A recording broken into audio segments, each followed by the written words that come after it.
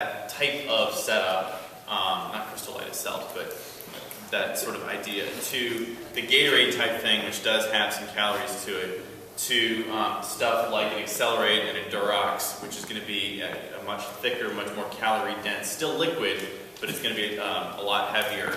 And so those are the kinds of things for you to play with, work with in training. You want to know what's going to work for you when it's 60 and when it's 90. Yeah, so the 90-degree longer race, even though it's longer, I'm not going to have a really calorie-heavy drink because I know I'm going to be drinking a lot. So it's going to put a ton of calories in my stomach and I'm going to feel like crap.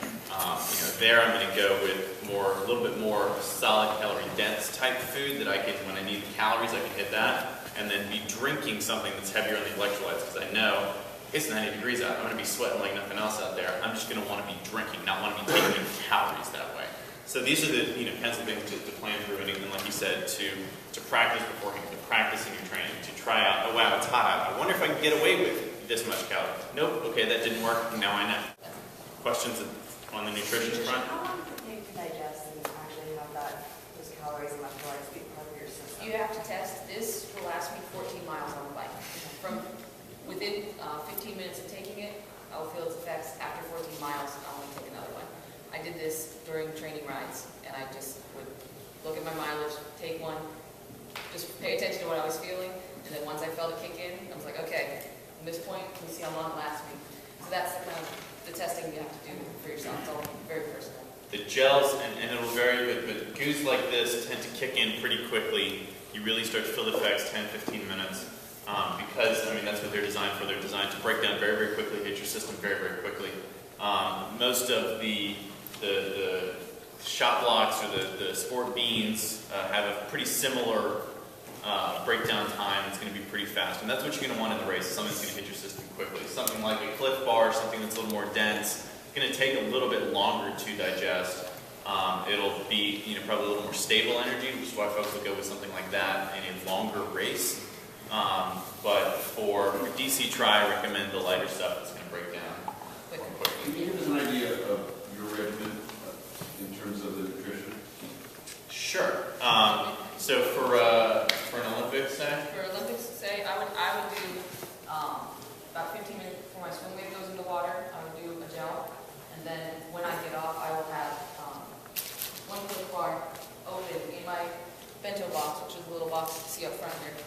So this is the open, and I'll usually have 2 gels. As soon as I get on the bike, about 5 miles in, this is already broken into little pieces, little bite-sized pieces, so I'll start to eat this. And I want to get this down well before I start to run, because I want it to be down in my stomach, being digested, before I start bouncing around. And then, after I get this down, I'll start eating these. I'll have 2 of these, then I'll get into the run, and all the while I'm doing water and Gatorade mixed. And then, when I hit the run, I'll have, for a 6-miler, I'll usually have 3 of these. I'll eat 2 of them. I'll eat them at the 2-mile mark, the 4-mile mark, if I can stand it. And then one right after I finish, just to give my body a little boost so I don't feel sick. And that's my nutrition plan. And so for me, I do the same thing. I'll start, have a goo about 10, 15 minutes before the race starts, before I know my weight's going to start, so that'll hit me kind of as soon as I really start racing. Get out on the bike, and I try and get maybe 20, 25 minutes into the bike, take another gel. I will have probably one more in reserve, depending on how I feel, depending on the temperature. Might take one more gel on the bike, and then have 1, maybe 2 on the run. I typically carry 1 more than I think I'm going to need, because I've definitely had those races where you're about 2/3 of the way through that segment, and you just, you're feeling that you need a little bit more of a pickup.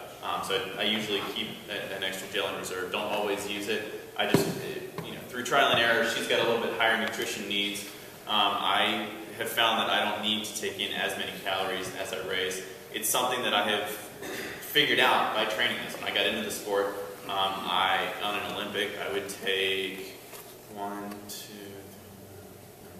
7 or 8 gels, which was overkill. But I was told, oh, you weigh 100 pounds? You're a big guy. You need to take a lot of nutrition, so I would.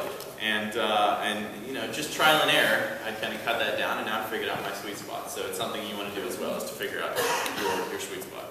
what do you eat the night before? And when do you, so you don't have a heavy stomach or you don't feel heavy in the morning? Like, when do you not eat? Like after 9, after, you know? This is something else where you've got to start experimenting, because it's Yeah. different for some people carbo load, some people protein load. You really have to know what works for you. And the best way to do this is train. Eat the night before you're going to go do a training and see what works for you and what doesn't. You know, they're talking about using goos and gels during the race. It's a personal, really is a very personal thing. In a sprint and Olympic, I don't use liquids. I don't touch gels, I don't touch goos, I don't touch anything unless I'm doing a half or longer. Some people will use the goos and the gels in sprints and in Olympic distances. So you really have to know what works for you. And the only way you guys are going to know this is if you start practicing. Know what doesn't work for you the next day. If your stomach feels like crap while you're on a run the next morning, don't eat that the night before a race. All right. The myth about carbo loading really is a myth. You do need to have protein in your diet for effective training and or racing. It's not just carbs. And the other thing to keep in mind is that that meal the night before doesn't need to be a big deal. You don't need to eat the entire buffet at the local Italian restaurant. It doesn't need to be a large meal. Yes, you're going out, you're being active the next day, but you know, make it a solid meal. Don't have a cup of soup and think you're fine. But you don't need to eat that giant plate of spaghetti. You don't need to eat, you know, a salad just as a Kingdom Come. But when I run, I'm super thirsty all the time. I mean, how does that work? On the run, there will be a water stations. As you're in transition, I believe Nations and DC Tri have a water station as you're leaving transition.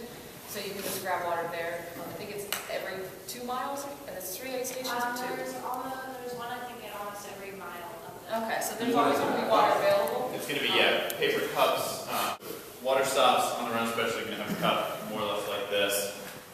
Typically they have one that's just water and one that's a Gatorade or something of that nature. They'll have the volunteers all out there and they'll be yelling at you, water, water, Gatorade, Gatorade, whatever it is. I guess I should say Powerade. If Mike is my friend, he's spectating, he has this bottle of whatever, and I'm running down the course, and he's like, oh, here, Kate, I got this bottle for you. And I go and grab it, and the race official sees me take something from a spectator, I'm disqualified. So only take water from the aid stations. Don't take anything from friends, One thing you can do is put a water bottle in your transition area, a regular like bike water bottle. It's easier to drink from while you're running. You can carry it with you while you run. It's a lot easier than trying to drink from the cups they hand to you at the water stations. Or the other thing is a fuel belt. So it's a belt you can put on, and it actually has a little water bottle on it. So there's various kinds. Fuel belt, the brand has like, they'll typically put 4 or 5 small water bottles that stay pretty close to your body. Looks like a grenade belt. Others will have, it's like a fanny pack in the back that's got a standard sized water bottle. It's kind of slid into the small of your back. But either way, that's letting you carry liquid with you. But even if you're working,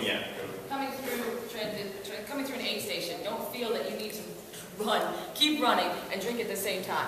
I take the cup from the volunteer, I smush it, and then I walk and I pour it into my mouth like this. And then I throw the cup away and I keep running. Walking through an aid station is not going to lose you any time. It's not going to throw you off the pace, and you won't choke on the water while you're trying to run through.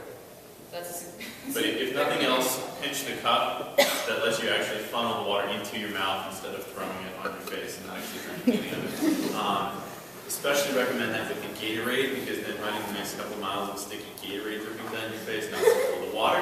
Like I'll grab 2 cups. I mean, you can certainly do that. Grab water and Gatorade. I'll drink the Gatorade. I'll throw the water over my head. That's fine. That's completely cool to do. Try and hit your head, not the head of the person behind you. I've definitely seen that before, where somebody's running along and you just go whoop, and it hits Kate instead of me. Doesn't do me any good. She's not ready for it. But in the morning, after you set up your transition, you know your ins and outs, you know where you're going. You may or may not have a wetsuit. I'm going to talk you through it. This is a sleeveless one. Mike has a sleeve one. And it doesn't matter. They come in many different brands, many different styles. Try them out before race day. Yeah, and you want to Especially the practice sleeve ones. putting these on because it'll take a lot longer than you expect. And once you have this on, going to the bathroom is very difficult. Until you get the water. Right. So before you go to put your wetsuit on, you have everything set up. They're like, okay, everybody start moving towards. They have a kind of a corral that puts you all in. It's lined by porta potties on one side. side, and then they funnel you down towards the water with your colored swim cap wave. So they'll be yelling out, you know, women 24 to 29, please start heading down towards the water. By that time, you have your swim cap on, gone to the bathroom, and have your wetsuit on, and be ready to go. But putting on the Okay, yeah, so wetsuit. putting on the wetsuit. First thing, So, yeah. oh, yeah, there it is. So the first thing I recommend is the Body Glide. Body Glide is your friend. Some of us get chafing in different places with the wetsuit. Wearing the wetsuit is the only way you're really going to figure it out.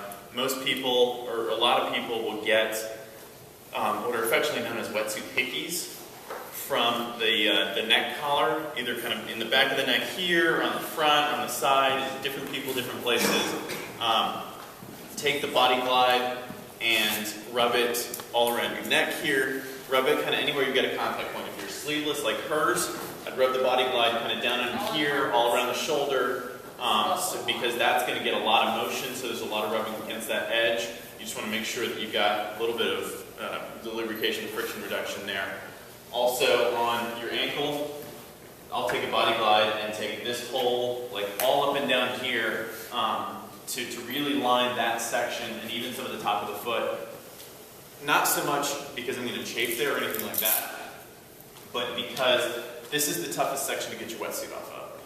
When your leg gets narrow and then you get your ankle right there, if you have that slicked up already with Body Glide on it, then it's a whole lot easier to get the wetsuit off your feet when you get into transition. It just keeps it from sticking, so definitely recommend that. And then if you have a sleep wetsuit like I do, kind of around here at the wrist as well, helps you get it on and off pretty easy. Yeah, and Guillermo just reminded me that if you happen to have a nipple ring on,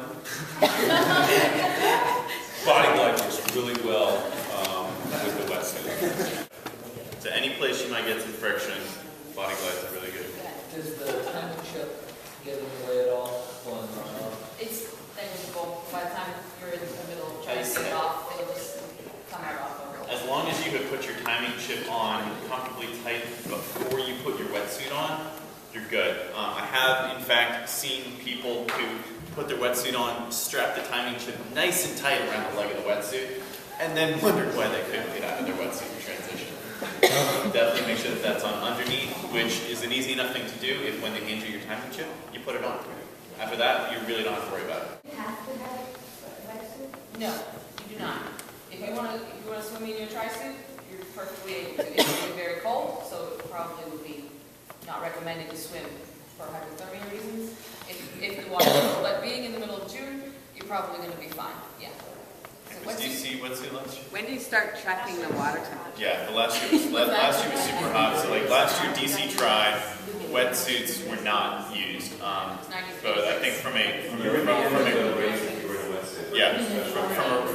actual racing standpoint, like it was above the temperature, so you had to wait till the very last wave.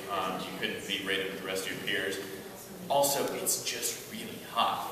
And you will kind of find your own point of what temperatures you're comfortable in wetsuit, what temperatures you're not. The cutoff temperature is 78 degrees in terms of water temp. I know from experience that at 74, I'm cooking. If the water is 74, I'm not wearing a wetsuit. Like I'm still within that legal, but so it's very much a comfort thing. The wetsuit does help the swimming some because it gives you that buoyancy.